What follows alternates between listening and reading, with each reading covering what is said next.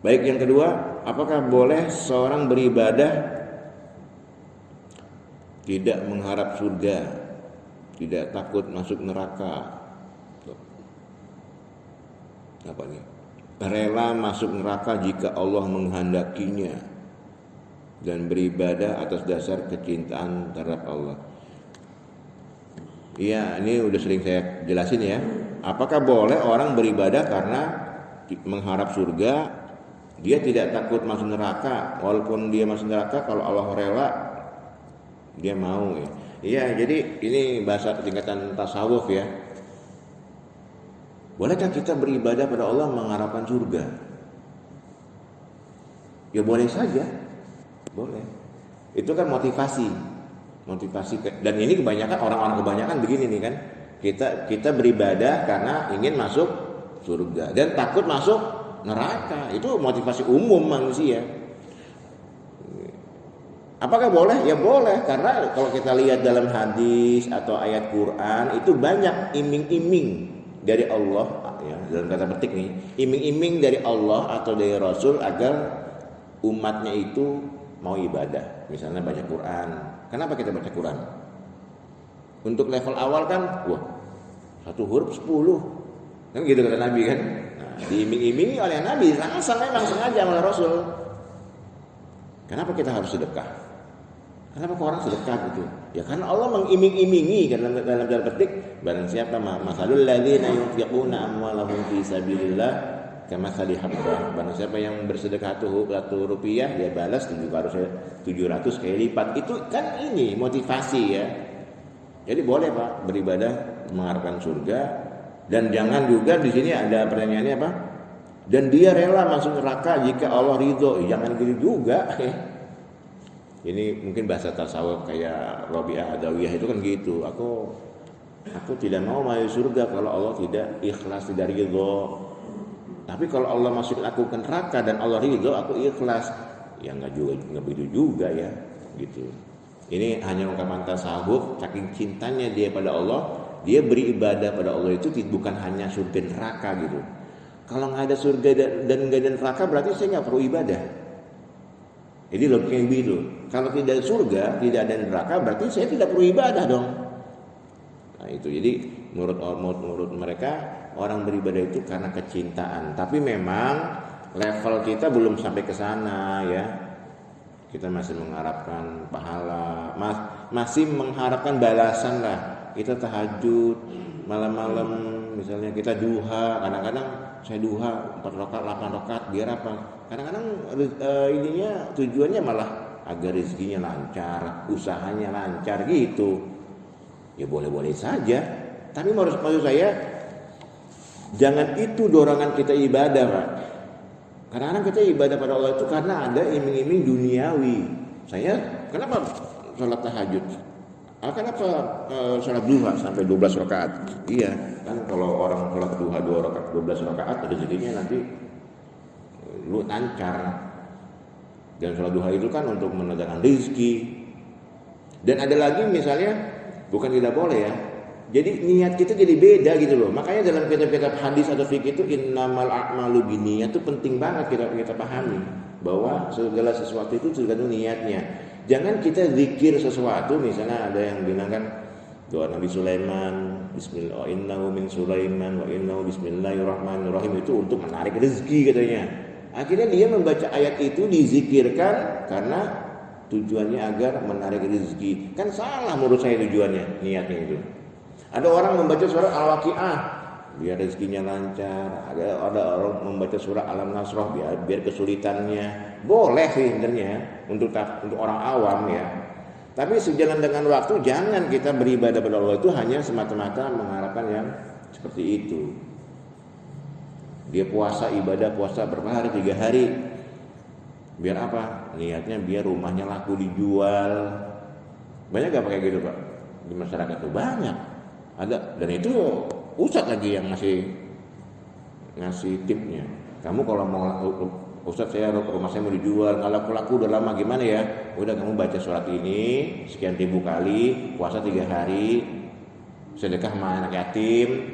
Bagus, sarannya bagus Pak. Cuman nantinya kita beribadah pada Allah itu akhirnya niatnya bukan karena Allah, karena ingin rumahnya laku. Padahal ayat Quran itu bukan kecil sekali. Kalau ayat Quran tujuannya hanya untuk rumah laku gitu. Biasanya itu mah dikerjain oleh sama kiainya, ya, dikerjain sama kiainya. Ini orang jarang sholat nih, jarang baca Quran, jarang zikir. Nah, kebetulan dia pengen rumahnya laku, udah baca zikir sekian ribu kali, dikerjain sebenarnya ya. Tapi itu kemudian laku kebetulan gitu. Akhirnya dia yakini, wah ayat ini untuk bikin rumah laku, disebarin lah sama teman-temannya. Nah, yang kita dengar sekarang ini itu awalnya begitu. Anekdot orang gitu, anak kiai dianggap bahwa ayat ini untuk ini, ayat ini untuk ini, biar jodoh gitu. Puasa 3 hari buat apa? Itu biar dia mau sama saya. Dicari-carilah ayat Quran yang mendekati, menjurus ke sana ya. Nah, ini bahaya Pak kalau bagi orang yang awam ya akhirnya menyepelekan ayat Quran. Jadi sekali lagi jemaah sekalian, bolehkah kita mengharap ibadah pada Allah mengharapkan surga? Boleh. Itu tahap awal. Ya kita semua ingin masuk surga memang. Kemudian tidak takut masuk neraka, boleh juga ya. Jadi motivasi ibadah. Tapi sejalan dengan waktu hendaknya kita beribadah pada Allah itu bukan hanya mengharap surga neraka, tapi mengharap ridha Allah. Mengharap keridhaan Allah. Bagaimana agar Allah itu ridha kepada kita ibadah itu ya, seperti itu. Tapi proses. Baik jemaah sekalian, itu pertanyaan masuk ke saya. Sekarang kita ingin lanjut ke pembahasan hadis arba'in. Kalau tidak salah kemarin sampai hadis ke berapa? Lupa saya. 20-an ya? Hah? 19? Masa sih 19? Udah lewat kayaknya.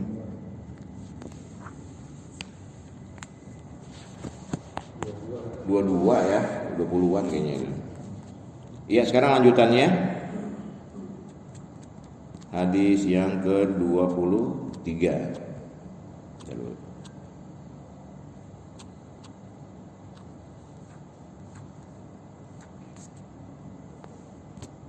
23 apa? Udah belum? Udah, 23 udah nih ya. 24 sekarang ya. 24. Nah, ini hadisnya agak panjang ya. Hadisnya agak panjang. Saya baca artinya saja. Dari Abu Dzar Al-Ghifari radhiyallahu anhu, qala Rasulullah SAW. Nah, ini doa, ini hadis apa? Hadis qudsi ya. Hadis qudsi. Allah Subhanahu wa taala berfirman dalam hadis qudsi, "Wahai hambaku, sesungguhnya aku telah mengharamkan kezaliman atas diriku dan aku telah menetapkan haramnya kezaliman itu di antara kalian. Maka janganlah kalian saling berlaku zalim." Dan panjang sekali ini hadisnya. Jadi ini hadis qudsi yang diucapkan oleh Nabi. Hadis qudsi itu udah paham ya? Hadis qudsi adalah hadis yang firman Allah tapi bahasanya tidak terlepas seperti itu. Nabi hanya diulang oleh Nabi tapi bahasanya redaksinya redaksi Nabi. Kalau Quran itu benar-benar Allah kul huwa ya. Nabi hanya mendikte. Tapi kalau hadis qudsi bahasa maknanya dari Allah tapi bahasanya pakai bahasa Nabi gitu. Nah, jadi di sini dalam hadis ini dijelaskan Allah itu mengharamkan pada dirinya sendiri untuk zalim. Allah itu tidak zalim. Jadi salah orang yang menganggap bahwa Allah itu zalim banget. Enggak, Allah itu tidak zalim. Justru kita yang menzalimi diri sendiri. Maka kata Allah, karena aku telah mengharamkan atas diriku untuk berbuat zalim, aku pun mengharamkan pada hambaku untuk berbuat zalim. Berbuat zalim itu ya berbuat kepada manusia. Kalau tadi sore saya menjelaskan hadis dalam kitab Riyadhus Shalihin itu dilarang, ada bab dilarang menganiaya. Jadi kata Nabi, jangan engkau menganiaya siapapun karena sesungguhnya aniaya itu suatu saat akan datang kepada si penganiaya. Nah, ini bahaya Pak. Perbuatan zalim Perbuatan zalim seseorang itu akan kembali kepada orang yang berbuat zalim. Hal kan gini dalam surat Ar-Rahman, hal jazaa'ul ihsani ilal ihsan.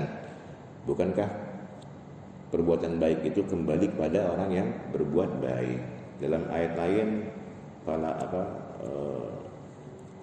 in ahsantum li anfusikum wa in asatum falaha. Engkau berbuat baik sesungguhnya berbuat pada dirimu sendiri, dan sebaliknya engkau berbuat jahat pada orang lain sesungguhnya engkau sedang berbuat baik, berbuat buruk atau jahat kepada diri kita sendiri. Nah, perbuatan zalim itu akan kembali lagi kepada si pelakunya. Yang harus kita waspadai adalah misalnya gini, ada si A nih, dia menzolimi si B. Si A menzolimi si B. Sakit hati dia. Pokoknya sakit hati banget nih dizolimi ya. Dia ini insaf si A ini, akhirnya dia minta maaf ke si B. Maafin aku karena aku telah menzolimimu gitu kan. Akhirnya ya sudah, si B memaafkan kan. Ini jangan dianggap perbuatan zolim si A ke B ini selesai, enggak Pak. Perbuatan zalim walaupun dia memaafkan nih si B, perbuatan zalim yang pernah dilakukan oleh si A itu tidak gugur, enggak. Suatu saat dia pasti akan terkena lagi dengan cara apapun gitu. Karena perbuatan jahat itu tidak hilang dengan dimaafkan. Ya dosanya dimaafkan, tapi balasannya itu suatu kali pasti akan kembali lagi. Ada orang bohongin orang, suatu saat pasti dibohongin orang. Ada orang mukul, suatu saat pasti dipukul. Itu, ya. Apalagi misalnya perbuatan yang menyakiti hati, bukan fisik. Yang perbuatan yang menyakiti hati itu seorang, apalagi sampai dia nangis ya. Jangan kita membuat orang itu menangis karena kita sakiti, itu bahaya itu, zolim ya. Jadi Allah mengharamkan, makanya Allah tidak mungkin berbuat zalim kepada hambanya. Begitupun Allah mengharamkan kita untuk tidak berbuat zalim kepada orang lain. Allah memberi kita makan, kata Allah, karena aku tidak berbuat zalim dan engkau pasti dalam beribadah padaku ada kanan ada kiri, maka mintalah padaku hidayah, karena sesungguhnya aku akan memberi hidayah padamu. Mintalah ampun kepadaku, maka aku pasti akan mengampunimu. Mintalah, aku yang beri makan, maka mintalah makan kepadaku. Itu saking ininya itu Allah tuh dekat dengan hambanya ya. Aku memberi makan, aku memberi minum, mintalah makan padaku, mintalah minum kepadaku, artinya minta rezeki ya. Nah ini di puncak akhirnya kemudian Allah berfirman di dalam hadis qudsi ini, wahai hambaku, sesungguhnya semua perbuatan kalian akan diperhitungkan untuk kalian, kemudian diberikan balasannya. Siapa yang banyak mendapat kebaikan, maka hendaklah dia bersyukur, dan siapa yang menemukan selain kebaikan itu kejahatan, maka jangan ada yang dicela kecuali dirinya sendiri. Jadi artinya kalau kita berbuat baik, bersyukur, kita sudah nolong orang, tapi ketika kita berbuat jahat, jangan nyalain orang lain. Kita berbuat jahat gara-gara lu sih, jangan begitu. Cukup cela diri sendiri gitu ya. Nah itu hadis 24. Kemudian hadis berikutnya ini mungkin tidak terlalu sulit dipahami. Ada hadis ke-25.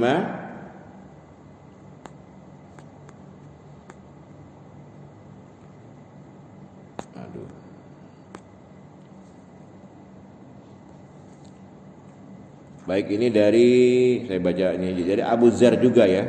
Dari Abu Dzar radhiyallahu anhu, qala Rasulullah sallallahu. Kemudian Rasulullah bersabda, wahai Rasulullah, ada seorang datang kepada Rasulullah, sahabat Rasulullah datang kemudian bertanya, wahai Rasulullah, dia sahabat yang enggak terlalu kaya, miskin lah gitu kurang lebih ya. Wahai Rasulullah, orang-orang kaya itu melakukan sholat seperti kami juga. Jadi ini aduan orang miskin kepada Rasulullah, ya Rasulullah, orang-orang kaya itu mereka sholat seperti kita, seperti kami. Mereka berpuasa juga sama seperti kami. Kami berpuasa, mereka berpuasa. Mereka sholat, kita juga sholat. Kemudian orang tadi berkata, ya Rasulullah, bukan Lalu ya wajar saja kalau mereka masuk surga karena mereka lebih banyak kemampuan untuk melakukan ibadah yang lain. Saya puasa, dia puasa. Saya sholat, dia sholat. Dia bersedekah, tapi saya tidak bisa bersedekah. Enak bener orang kaya. Itu paham maksudnya Pak ya? Jadi ada orang miskin lagi itu kurang mampu, dia iri, merasa iri pada orang kaya karena apa? Karena ibadah secara harta dia kalah. Sholatnya sama, tahajudnya sama, puasanya sama, tapi giliran sedekah dia kalah. Apa jawab Rasulullah? Rasulullah SAW bersabda, bukankah Allah telah menjadikan bagi kalian jalan untuk bersedekah? Sesungguhnya setiap tasbih, apa tasbih itu? Subhanallah, zikir, subhanallah, setiap tasbih itu adalah sedekah. Setiap takbir Allahu Akbar, lafaz Allahu Akbar adalah sedekah. Setiap tahmid alhamdulillah merupakan sedekah. Setiap tahlil la ilaha illallah ya, zikir ini adalah sedekah. Amar ma'ruf nahi mungkar, mengajak orang berbuat baik, melarang kemungkaran adalah sedekah ya. Kemudian mereka bertanya, ya kemudian apa? Kata Rasul, dan setiap kemaluan kalian adalah sedekah. Sahabat tadi orang tadi bertanya, ya Rasulullah, masa iya dikatakan berpahala seorang di antara kami yang menyalurkan syahwatnya ke istrinya? Rasulullah bersabda, bagaimana pendapat kalian seandainya hal tersebut disalurkan di jalan yang haram? Bukankah baginya dosa? Demikian halnya jika hal tersebut diletakkan pada jalan yang halal. Nah ini jadi jangan memandang sedekah itu hanya sudah dari harta, tapi juga bisa dilakukan dengan cara zikir, subhanallah, alhamdulillah, Allahu Akbar, la ilaha illallah. Itu termasuk sedekah. Bagi kita yang tidak punya uang, tapi kemudian jangan juga dijadikan alasan bahwa zikir itu udah untuk sedekah, akhirnya kita tidak sedekah harta. Jangan begitu ya. Ini saking miskinnya orang nggak punya uang untuk sedekah gitu. Nabi kemudian menjelaskan bahwa kalimat-kalimat itu juga termasuk sedekah, karena sedekah itu tidak selalu berkaitan dengan uang, dengan harta, tapi juga dengan perbuatan baik. Jadi kalau kita tidak memiliki rezeki untuk bersedekah harta, lakukan dengan cara lain. Bahkan menyalurkan syahwat ke istri sendiri gitu ya, itu pun sedekah. Baik, itu hadis ke 25. Sekarang hadis ke 26. An Abi Hurairah, dari Abu Hurairah radhiyallahu anhu qala Rasulullah sallam, ini saya baca artinya saja ya. Setiap anggota tubuh manusia dapat melakukan sedekah. Tadi penjelasan dari hadis sebelumnya. Setiap hari di mana matahari terbit, lalu engkau berlaku adil kepada dua orang yang sedang bertikai, itu adalah sedekah.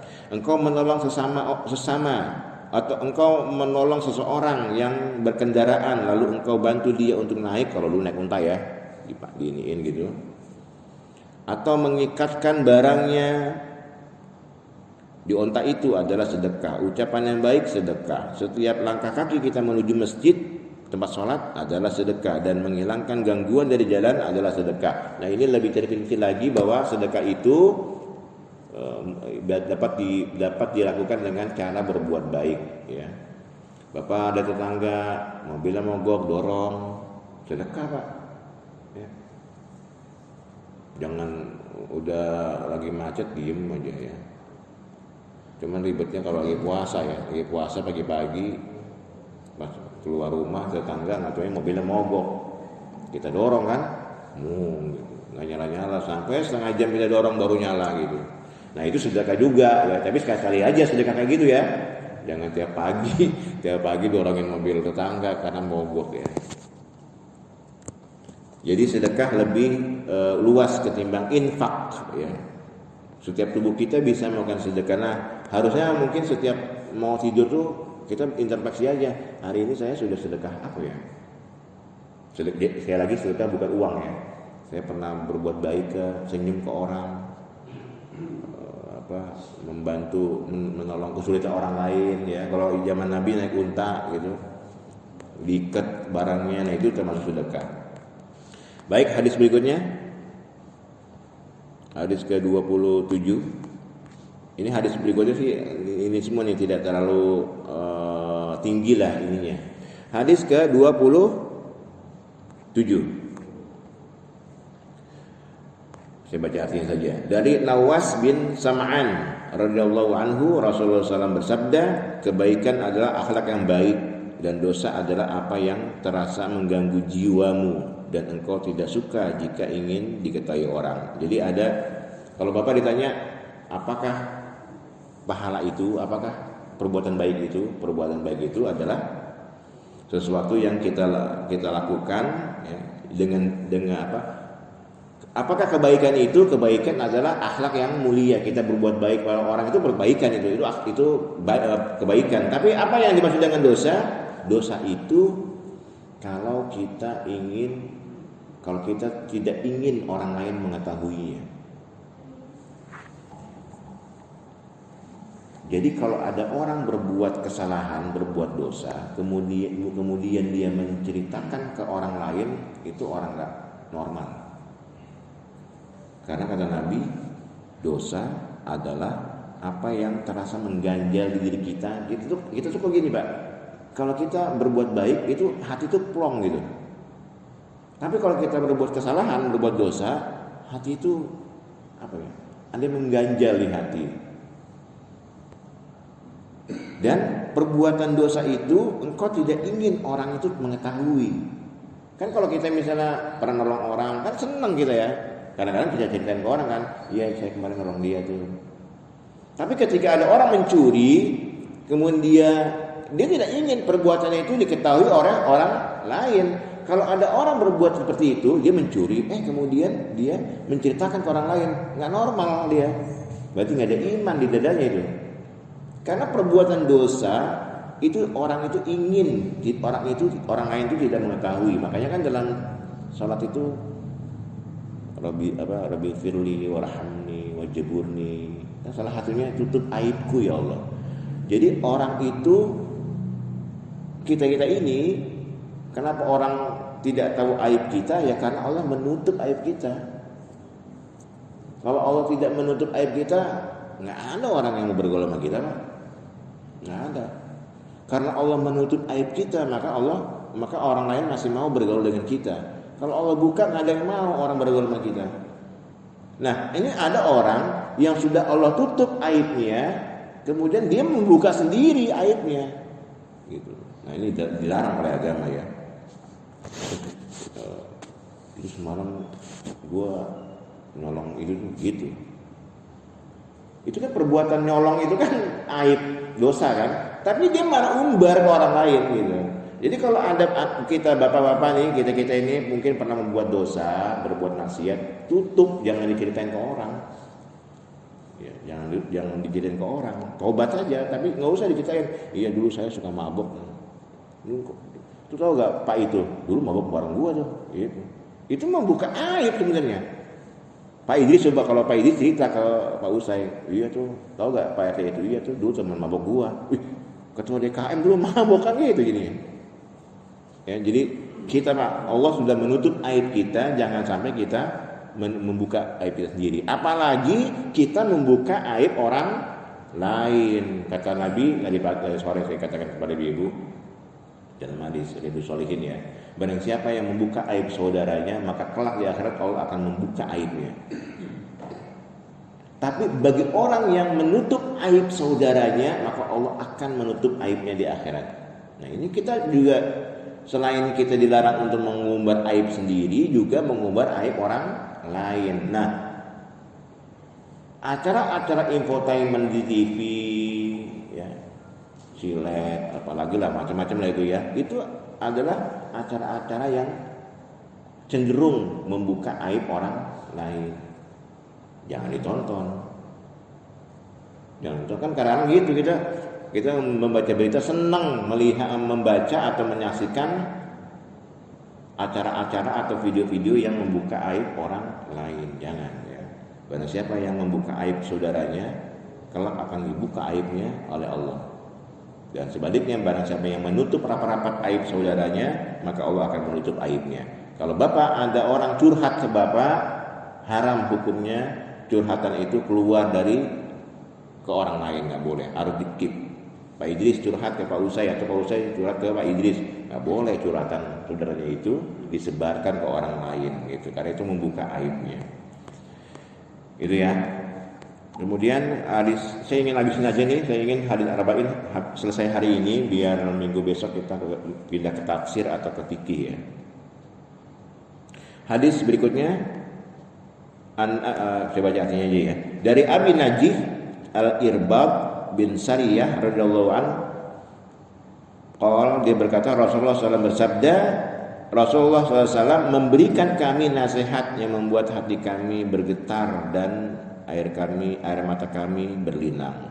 Maka kami berkata, ya Rasulullah, seakan-akan ini merupakan nasihat perpisahan, maka berilah kami wasiat.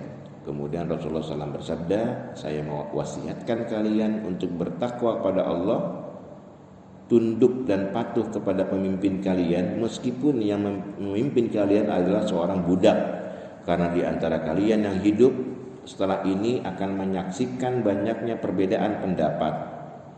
Hendaklah kalian berpegang teguh terhadap ajaranku dan ajaran Khulafaur Rasyidin dengan kuat. Hendaklah kalian menghindari perkara yang diada-adakan, karena semua perkara yang diadakan adalah bid'ah yang sesat. Nah, ini wasiat Nabi ya. Jadi ada sahabat yang merasa Nabi ini kok kalau ngomong kayak ingin berpisah, kayak Abu Bakar itu kan begitu. Ketika haji wada ya, Nabi itu ketika ayat turun misalnya al-yauma akmaltu lakum dinakum gitu kan. Nah, Abu Bakar tuh karena hatinya lembut dia nangis. Sementara sahabat-sahabat yang lain itu gembira. Alhamdulillah agama kita sudah sempurna. Artinya tidak ada lagi wahyu turun. Syariatnya sudah habis. Sudah sempurna, tapi Abu Bakar menangis. Ditanya oleh Umar bin Khattab, "Wahai Abu Bakar, kenapa kau menangis?" Apa jawab Abu Bakar? "Wahai Umar, segala sesuatu yang setelah sempurna itu hanya tinggal menunggu waktu jatuhnya. Jadi sesuatu yang sudah sempurna itu ya udah, kalau sudah sempurna mau ngapain lagi? Dia kalau tidak dijaga dengan baik, ya udah tinggal nunggu jatuhnya." Gitu. Nah, jadi orang-orang senang karena agama Islam sudah sempurna, tapi Abu Bakar justru menangis ya, karena sudah sempurna. Apalagi yang dicapai kalau sudah sempurna, ya udah tinggal nunggu jatuhnya aja.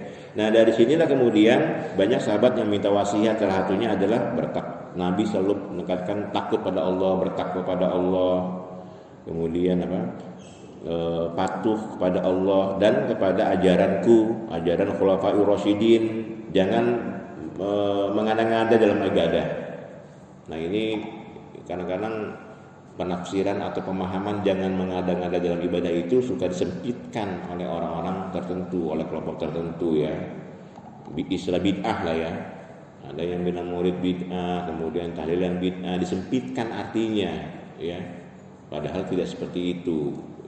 Jadi mau saya kalau sholatnya, kalau misalnya gini, Bapak sanggup puasa Senin Kamis, lakukan Senin Kamis.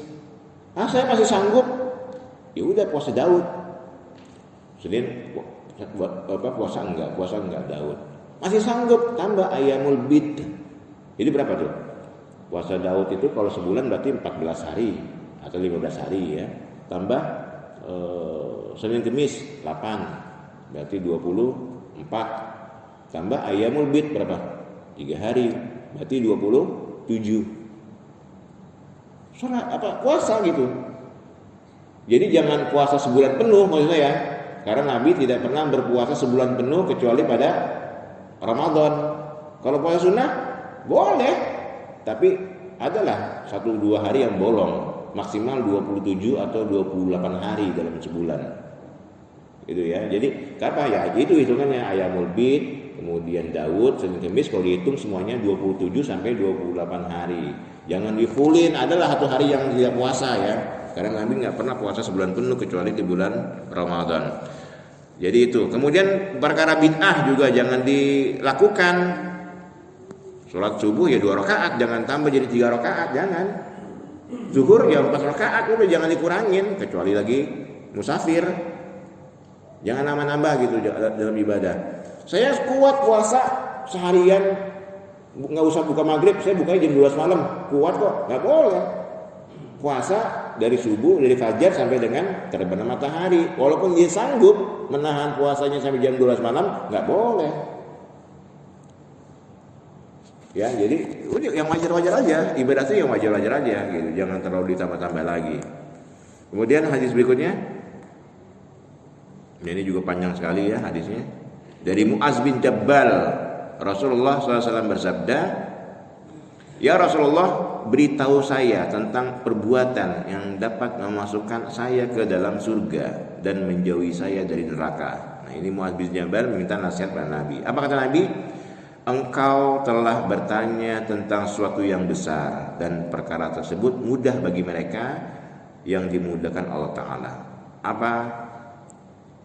Agar masuk surga dan terhindar dari neraka, kata Nabi, beribadah pada Allah dan tidak menyekutukannya sedikit pun, menegakkan sholat, menunaikan zakat, jadi artinya melakukan rukun Islam.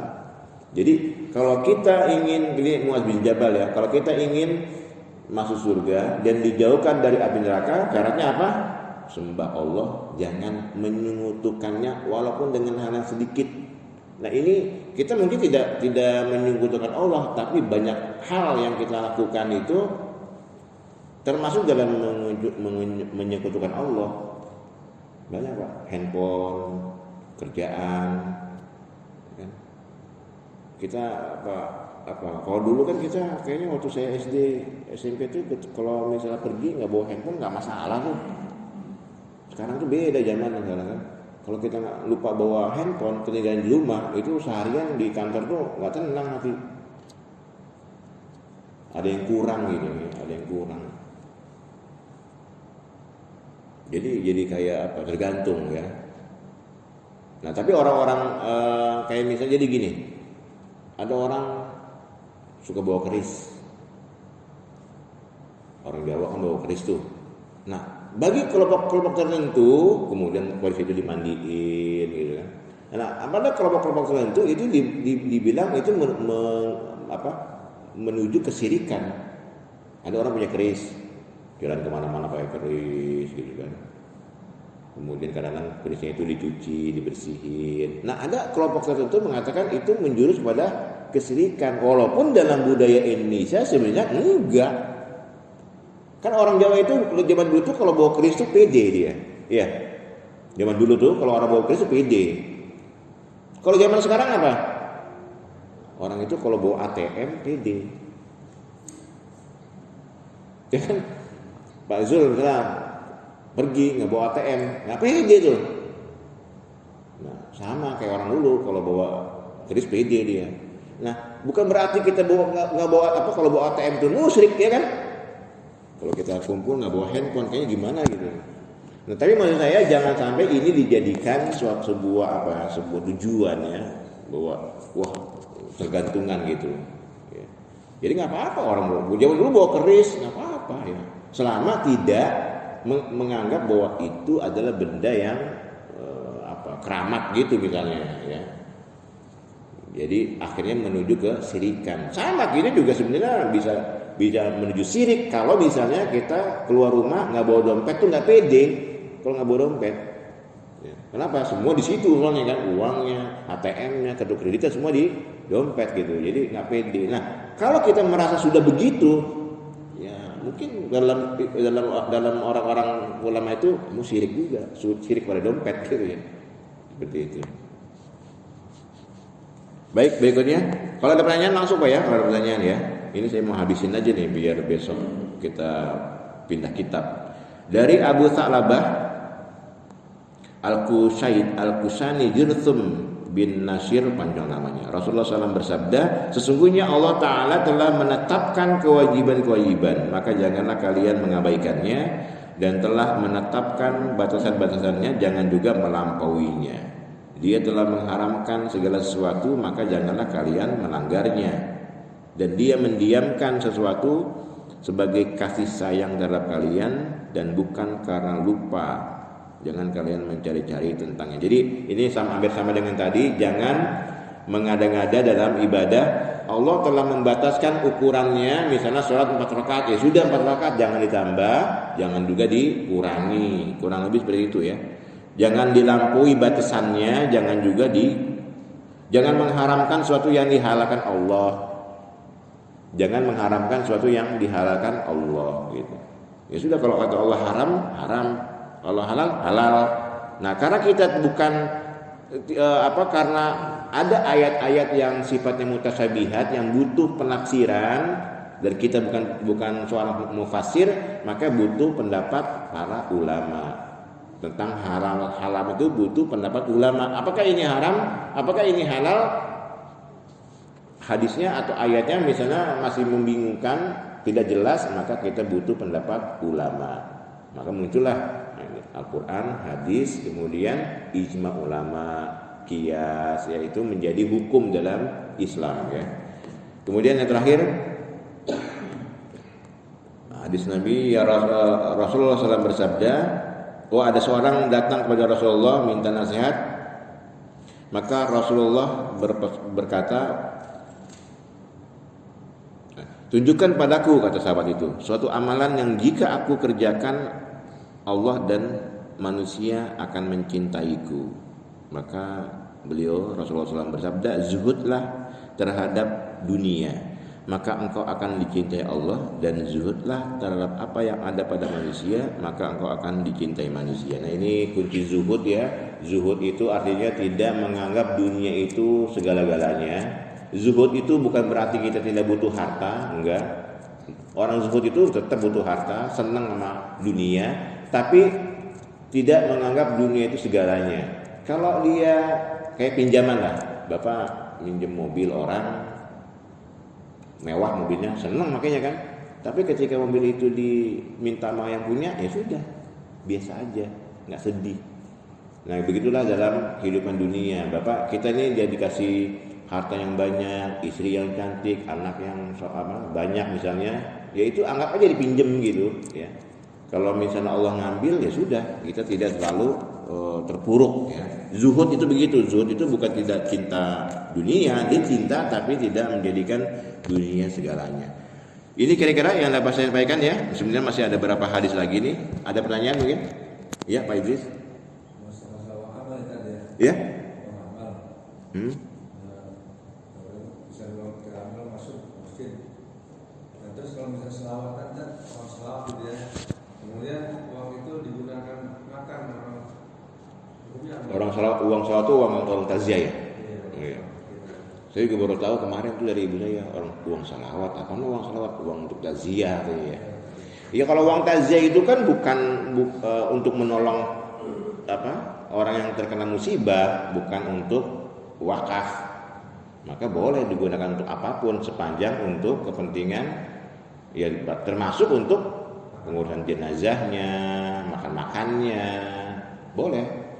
Sama kayak masjid, Pak. Masjid ini misalnya orang infak sedekah ke masjid. Pak Idris ngadain Maulid Nabi. Terus ada snack, ada transport ustadznya, ada makannya, boleh diambil dari situ. Karena infaknya, sedekahnya sifatnya umum, tapi nggak boleh untuk merayakan Maulid Nabi menggunakan dana untuk granit, nggak boleh. Nah, makanya bendahara nanti ini, pengurus DKM ini harus benar-benar mana uang kas masjid yang diikrarkan oleh yang nyumbang itu untuk granit, mana yang tidak. Karena nggak boleh bercampur ini sebenarnya nih ya. Nanti mungkin kita raker ya Pak Asep ya, membahas masalah ini untuk pengelolaan keuangan masjid biar rapi Pak. Tapi saya dari awal itu menginginkan jamaah itu infak atau sedekah ke masjid ini sifatnya umum saja, umum. Kecuali nanti kita ingin mengadakan pembangunan lagi. Agar apa? Agar infaknya itu cepat disalurkan, ya, cepat disalurkan kepada yayasan, kepada kegiatan-kegiatan di bawah yayasan. Bukan hanya DKM saja, yayasan ya. Nah, pembangunan saya lebih sekarang ini, untuk kondisi kita sekarang ini di lingkungan kita, saya lebih ingin membangun mental jamaah, termasuk mental anak-anak kita. Kalau bangunan fisik kita sudah cukup Pak. Kalau saya pribadi ya, Tadi mungkin nanti dalam rakar kita bicarakan. Jadi pembangunan fisik itu kita sudah cukup. Yang kita butuhkan adalah pembangunan mental jemaah kita, keilmuan jemaah kita, termasuk anak-anak kita.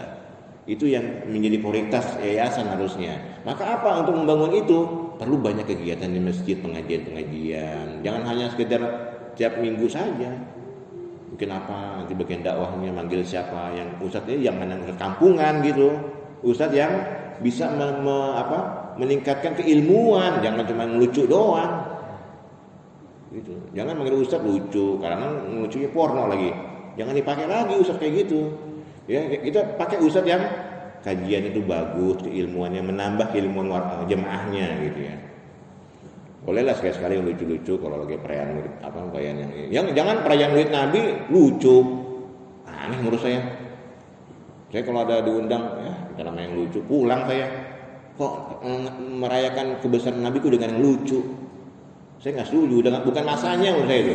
Bukan masanya gitu. Jadi seperti itu ya. Pak Idris ya. Jadi kalau untuk uang salawatan ya boleh saja karena itu sifatnya sedekah bantuan, boleh dipakai untuk menguburkan mayitnya atau mungkin untuk minumnya, untuk tamunya ya. Nah, sebaiknya juga tahlilan begitu seharusnya diambil dari uang salawatan. Jadi jangan sampai gara-gara meninggal dia jual barang untuk acara tahlilan, diambillah dari uang salawatan itu harusnya. Kalau digunakan buat sendiri boleh. Ya, boleh. Jadi uang salawatan itu sebenarnya uang untuk menghibur ya sahibul musibah, termasuk kalau mungkin di masyarakat kita lebih galakan misalnya untuk yang mengadakan tahlilan udah yang kena musibah lu tenang aja udah.